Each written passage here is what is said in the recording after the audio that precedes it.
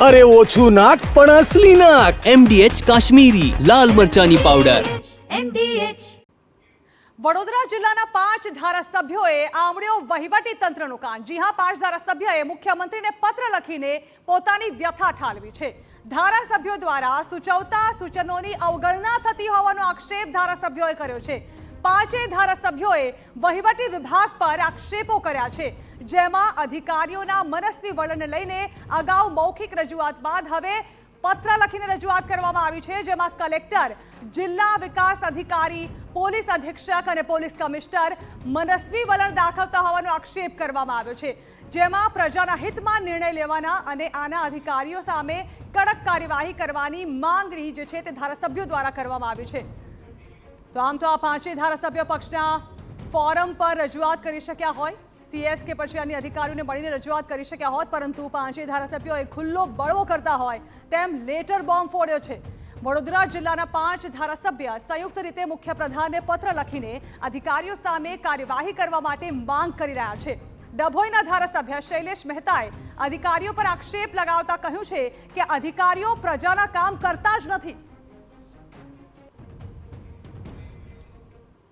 અમારા મુખ્યમંત્રીશ્રીનું લેખિતમાં આજે ધ્યાન દોર્યું છે કે વડોદરા જિલ્લાના અધિકારીઓની આ પરિસ્થિતિ છે। જિલ્લાના ધારાસભ્યો તરીકે અમે સંયુક્ત રીતે આ રજૂઆત કરીએ છીએ કે જેથી અધિકારીઓ પ્રજાના સાચા અને સારા કામ કરે। અમે તો એવું કહીએ છીએ, કોઈ ધારાસભ્ય ખોટું કામ લઈને જતો હોય તો ના જ કરવા જોઈએ, પણ સાચા કામ હોય, પ્રજાના કામ હોય, જનતા મત આપતી હોય ત્યારે જનતાની અપેક્ષા ધારાસભ્યો પર હોય અને એવા કામો ના થાય તે દુઃખદ।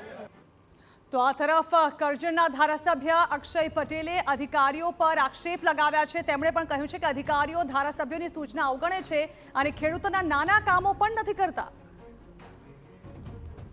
અમારા વિસ્તારોની અંદર લગભગ ટોટલ ખેડૂત લોકો રહેતા હોય અને ખેડૂતોને એક નાનામાં નાના ડોક્યુમેન્ટ્સ માટે આજે ધરમધક્કા ખાવા પડતા હોય છે।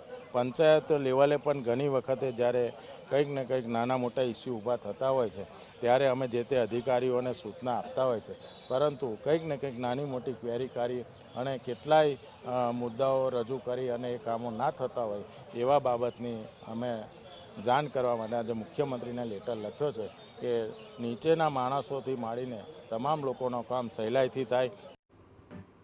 તો પાદરાના ધારાસભ્ય ચૈતન્યસિંહ ઝાલાએ પોતાની વેદના વ્યક્ત કરી અને કહ્યું કે અધિકારીઓ પ્રજાની વાત નથી સાંભળતા અને આવા અધિકારીઓ સામે પગલાં લેવા જોઈએ।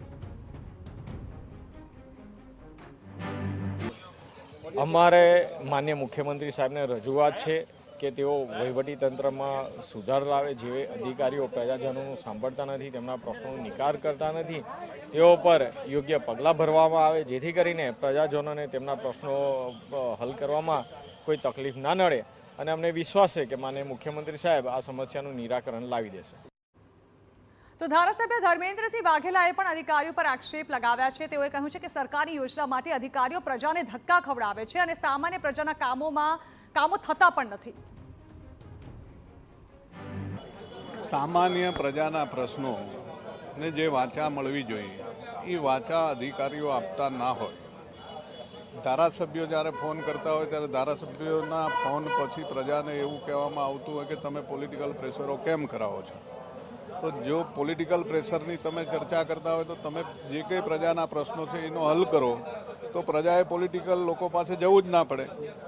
સરકારની જે કંઈ યોજનાઓ છે એ યોજનાની અંદર પણ લોકોને ખૂબ ધક્કા ખવડાવવામાં આવતા હોય છે। માનનીય પ્રધાનમંત્રી સાહેબની યોજનાઓ એટલી બધી સારી છે, ગુજરાત સરકારની એટલી બધી યોજનાઓ છે, એ તમામ યોજનાઓમાં લોકોને ધક્કા ખાવા પડે, લોકોની યોજનાનો લાભ ઓછો મળે। સામાન્ય પ્રજાને સામાન્ય કામો હોય એની અંદર પણ તમે એ લોકોને ધક્કા ખવડાવો। તો આ તરફ સાવલીના ધારાસભ્ય કેતન ઇનામદારે પણ આક્ષેપ કર્યો છે કે અધિકારીઓ મનમાની કરે છે અને સાચા વ્યક્તિને પણ ખોટી રીતે હેરાન કરે છે। અમે આગામી સમયમાં અધિકારીઓ વિરુદ્ધ પુરાવા પણ રજૂ કરીશું। અને ઘણી વખત જનપ્રતિનિધિ રજૂઆતની પણ અવગણના કરવામાં આવે છે અને એવો મેસેજ આપવામાં આવે છે કે કોઈ પણ વ્યક્તિ હશે પણ કરતા હરતા તો અમે લોકો જ છે ને અમારે જ કરવાનું છે, એટલે અમે જ ઈચ્છીશું એ પ્રમાણે જ કામ થશે અને સાચા વ્યક્તિને પણ ખોટી રીતે હેરાન કરવામાં આવતા હોય ત્યારે વારંવાર મૌખિક રજૂઆત કર્યા પછી આજે અમે લેખિતમાં રજૂઆત કરી છે અને અમે 5 ધારાસભ્યોએ ભેગા થઈ અને માનનીય મુખ્યમંત્રી સાહેબને પત્ર લખ્યો છે અને આવનારા દિવસોમાં માનનીય મુખ્યમંત્રી સાહેબને પુરાવા સહ કયા અધિકારીઓએ કઈ ખોટા નિર્ણયોથી લોકોને શું પડેલું નુકસાન એ પણ હું માનનીય મુખ્યમંત્રી સાહેબને આપવા માગીશ. તો હાલ વડોદરાના 1-2 નહીં પરંતુ 5 ધારાસભ્યો દ્વારા આ પ્રકારનો લેટર બોમ્બ ફોડવામાં આવ્યો છે, જેમાં સીધા જ અધિકારીઓ પર આક્ષેપ કરવામાં આવ્યા છે. ત્યારે આ અંગે વધુ વાત કરવા માટે સીધા જ અમારા પોલિટિકલ એડિટર કિંજલ મિશ્રા પાસે. કિંજલ, આ લેટર બોમ્બ સામાન્ય નથી, 1 નહીં પરંતુ 5 ધારાસભ્યો દ્વારા આ પ્રકારના આક્ષેપો અધિકારીઓ પર કરવામાં આવ્યા છે. હવે અહીં સવાલ એ પણ થાય કે સામાન્ય રીતે જો ધારાસભ્યોનું સાંભળવામાં ન આવતું હોય અધિકારીઓ દ્વારા, તો સામાન્ય લોકોનું તો શું સાંભળે? જાણવા માંગીશું થોડું વિસ્તારથી આ લેટર બોમ્બને લઈને.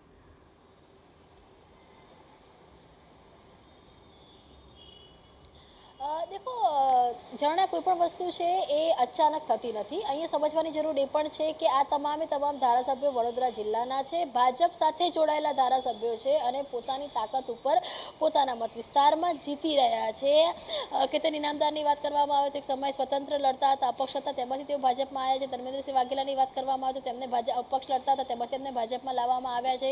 શૈલેષભાઈની વાત કરવામાં આવે તો પોતાના કહી શકાય કે બળબૂતા પર જીતી રહ્યા છે. તો જ્યારે આ લોકો વાત કરી રહ્યા છે ને આ પ્લેટરને જરા જોશો તો એમાં ખૂબ સ્પષ્ટતાથી એવું લખ્યું છે કે અધિકારીઓ પોતાની કેબિનમાં બેસીને માત્ર ફૂલ ગુલાબી પિક્ચર છે તે સરકારના સચિવોને અને સરકારના માફ કરશો મંત્રીઓને બતાવતા હોય છે. એનો મતલબ એ છે કે તેમની પાસે પુરાવા છે. જે રીતે આપણે કેતનભાઈને પણ સાંભળે તેમણે કીધું કે જ્યારે પણ મુખ્યમંત્રી સાથે વાત કરવામાં આવશે ત્યારે પુરાવા સાથે વાત કરશે. એવા કેટલાય મુદ્દાઓ છે કે જેને ગૃહમાં મંજૂરી મળી ચૂકી છે, એવા કેટલાય મુદ્દાઓ છે કે જે વિકાસ કામની મંજૂરી મળી ચૂકી છે, સરકારમાંથી મંજૂરી મળ્યા બાદ પણ કામ નથી થઈ રહ્યા.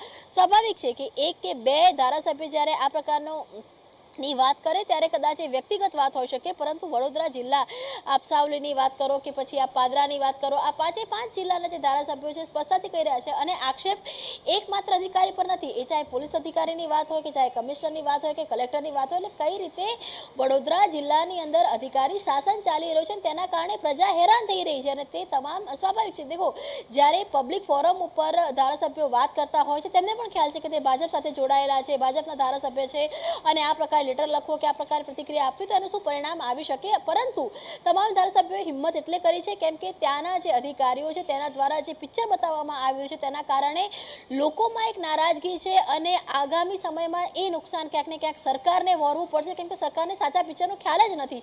અને એ જ કારણ છે કે 5 ધારાસભ્યોએ પત્ર પણ લખ્યો છે, સરકારને રજૂઆત કરવાની વાત પણ કરી છે. હાલાકી આજે મુખ્યમંત્રી નથી મળ્યા, પરંતુ આગામી સમયમાં સોમવારે માનવામાં આવી રહ્યું છે કે સોમવારે આ મુદ્દે વિગતવાર જે ચર્ચા છે તે થઈ શકે છે અને જે જિલ્લામાં એક પ્રકારની નારાજગી છે, ઓહાપો છે, તે ઉજાગર કરવાનો પ્રયાસ કર્યો છે. અને તમામ ધારાસભ્યો પાસે કહી રહી છું જણાવ કે 1-2 નહીં 5 ધારાસભ્યો પાસે પોતાના વિસ્તારના કયા કામો છે, એ વિસ્તારના કામોને ક્યારે રજૂઆત કરવામાં આવી હતી, વિસ્તારના કામને ક્યારે મંજૂરી મળી છે અને એમ છતાં આપણે મંજૂરી કેવી રીતે કાગળ પડશે, તમામના પુરાવા છે. અને એ જ કારણ છે કે ક્યાંક ને ક્યાંક જે આ પરિસ્થિતિ છે તે આવી છે અને સીધો મુખ્યમંત્રીને પત્ર લખવો પડ્યો છે. બિલકુલ કિંજલ, આ બાબત થોડી શોકિંગ તો એટલા માટે પણ કહી શકાય કે જે રીતે આપે પણ જણાવ્યું કે જો સામાન્ય લોકોને આ અધિકારીઓ સુધી પહોંચવું હોય તે તો લગભગ અશક્ય જેવું થઈ ગયું. જો ધારાસભ્ય હમણાં આપણે શૈલેષભાઈને બોલતા સાંભળ્યા, તેમનું કહેવું છે કે જ્યારે અમે કંઈ કહીએ ત્યારે એવું કહે છે કે તમે અમારા ઉપર પોલિટિકલ પ્રેશર ઊભું ન કરો, પરંતુ સામાન્ય લોકો તમારા સુધી નથી પહોંચી શકતા એટલા માટે પોલિટિકલ પ્રેશર લાવવું પડે છે. બની શકે કે વડોદરામાંથી જ આ ઘટના સામે આવી છે. હવે ધીમે ધીમે કદાચ રાજ્યના અન્ય ધારાસભ્યો પણ સામે આવે અને અંગે રજૂઆત કરે. જાણવા માંગીશું કે આ મુદ્દો કેટલો ગંભીર બની શકે, કારણ કે જો અધિકારીઓ કામ નથી કરતા, સીધી રીતે ધારાસભ્યોને પણ ઇન્વોલ્વ થવું પડશે, તે છતાં પણ કામ નથી થતું, તો સરકારે આમાં ઇન્વોલ્વમેન્ટ બતાવવું પડશે.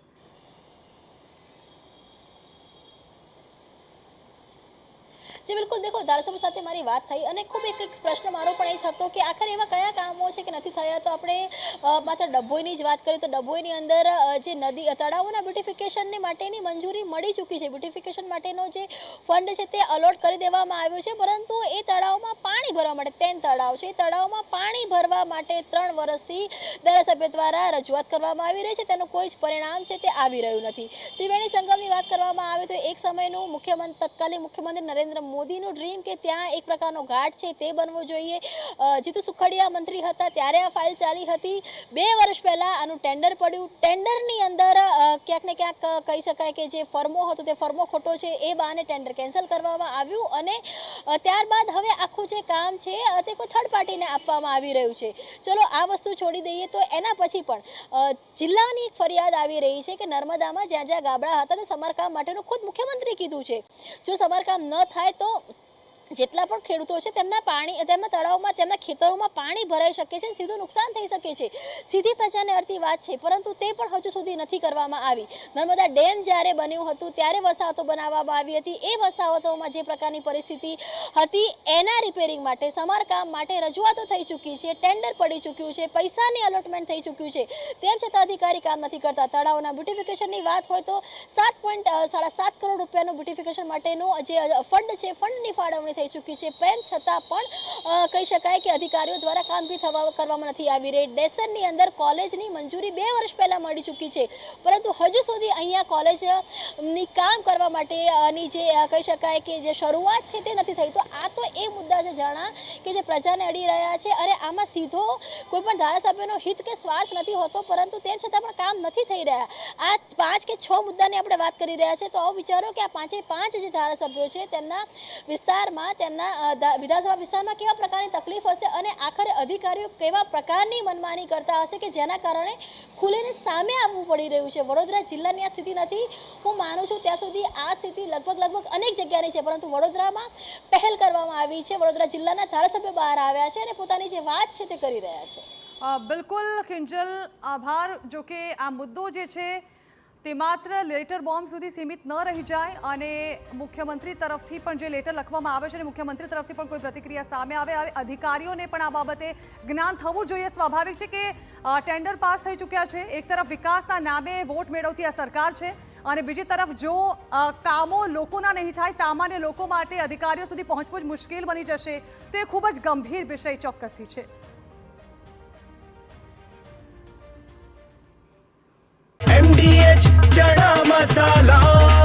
હવે છોલા હોય કે ચોળા, સફેદ ચણા હોય કે કાળા ચણા, બધું મજેદાર બનશે.